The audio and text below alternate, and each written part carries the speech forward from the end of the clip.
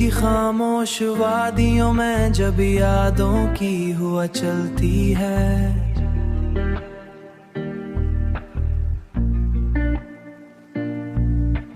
तू तुम्हारी बातों की खुशबू फजा में फैल जाती है।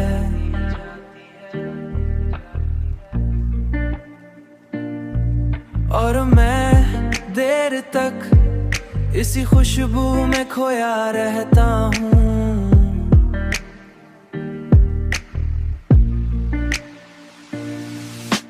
मैंने अपने ख्वाबों को वक्त के दरिया में बहते देखा है,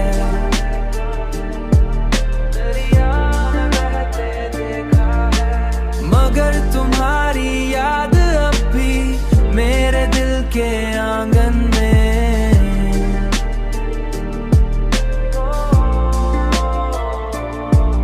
एक रोशन चिराग की तरह जल रही है, रोशन चिराग की तरह जल रही है।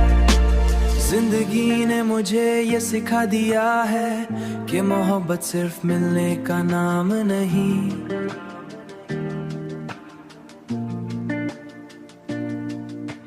बल्कि बिछड़ने के बाद भी वो एक नर्म सी दुआ की सूरत में दिल में जिंदा रहती है। और हर गुजरते दिन के साथ इंसान को और ज्यादा गहरा और खामोश बना देती है। शायद इसीलिए आज भी जब रात के आखिरी पहर में